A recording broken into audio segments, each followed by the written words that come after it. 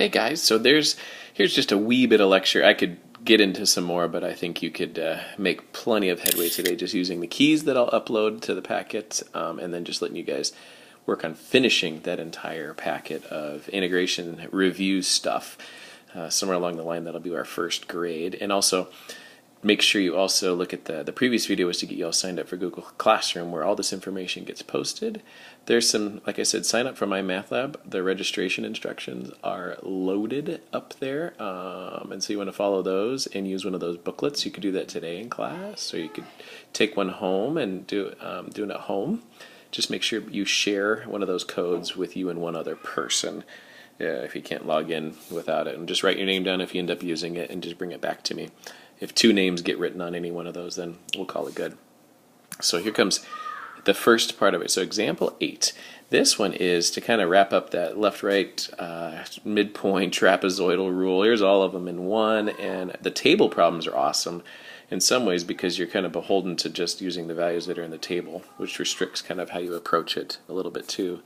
But one big mistake on these table problems is assuming that there's a uniform x difference, because one of the things we need is delta x for the width of our rectangles, left or right, and trapezoids also for that matter. And if they're not uniform, you would want to remember the width. You'd want to incorporate the unique width if the intervals are irregular. But in this case, you double check, don't assume. Sometimes they're not regular. This one happens to be all 1/2 wide, so we're good there. But we're approximating the area. Or not area, I said we're approximating the accumulation. Is it area is a question we'll ask at the end, so let's be careful.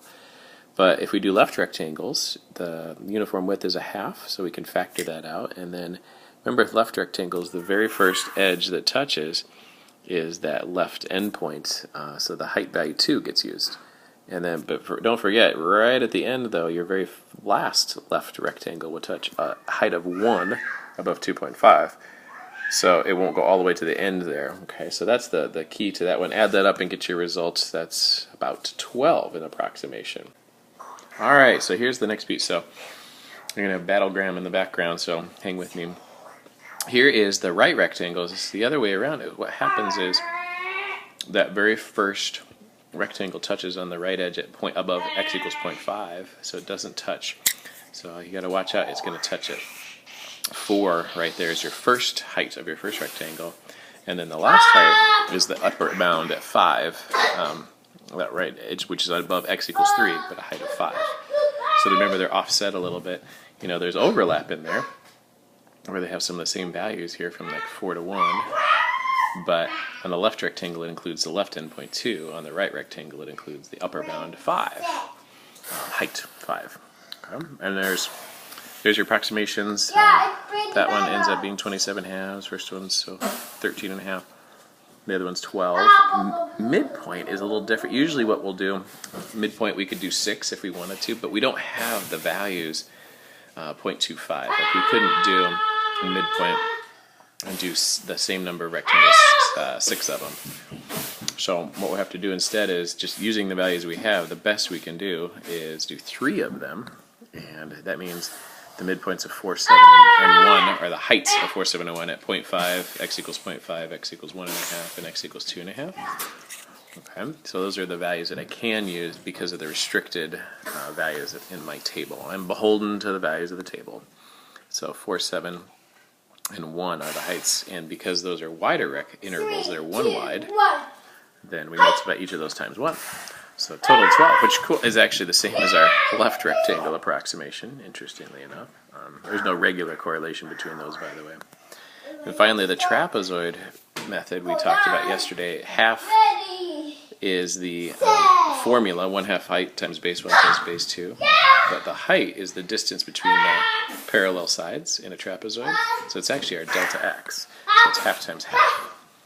And the way it worked out is your sides have some overlap. You're using the sides twice in the middle intervals. So you're going to have the height at the left endpoint and the height at the right endpoint, 2 and 5 respectively. And then you're going to double all the values in between because they get used twice. And that whole base 1 plus base 2, your calculation do you do for each trapezoid, there ends up being overlap. So that's your standard setup for value 51 for x. And so I hope you're enjoying the show in the background.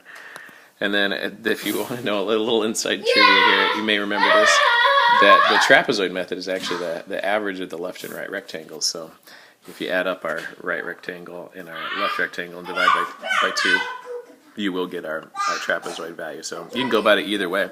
You can always do left, right, and then just average them for trapezoid, or you can do the calculation. So then the question, does this represent the area or approximate the area, would be a better way to say it.